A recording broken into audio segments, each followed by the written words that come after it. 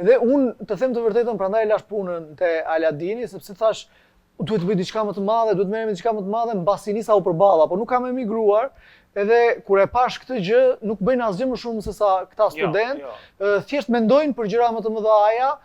Si është kjo diferenca në Shqipëri me Amerikën, të themi? Shiko, ajo që unë kam vënë atje është kjo, që ata, dhe jo vetëm amerikanët, mendoj perëndimor në përgjithësi, por ata njoh dorë e parë, kur ti je në fillimet e diçkaje, ata janë shumë inkurajues.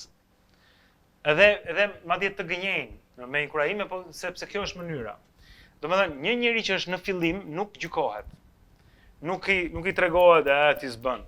Dhe i thotë, bravo, ke filluar kitarën të lumtë, okay, shumë mirë, ndoshta do bësh një band një ditë, ai mund mos vlej fare si kitarist, por gjithsesi, njerëzit inkurajojnë. Thon, po, bëje, bravo, po, shumë mirë, ke filluar këtë, po pikturon në këtë moshë, po shumë mirë, po pikturon në këtë moshë. Kurse unë kam parë të kundërtën në Shqipëri. Kur dikush fillon, diçka i thonë, ti s'bën, po ku di ti, po është shumë vonë, po pse në këtë moshë, po si ka mundësi, po ti e bërë shkollën për atë gjën tjetër, pse e bën këtë gjën? Domethënë, të voglit i bijet. Atje të voglit i inkurajohet, i jepet dora, ngrihet, kurse atë këtu të voglit i bijet, dekurajohet. Është shumë mbrapsh kjo. Dhe pastaj ndodhet kundërta në anën tjetër, në tavan. Këtu të madhit i bëhet vetëm fresk. Ati që realisht duhet mbajtur përgjegjës nga kritika, se si thua, po pse mbas 30 vjetësh gazetari, ky palaçollëk është kjo që mund të prodhojë ti? Kjo si mund ta bësh ti këtë me kaq shumë përvojë?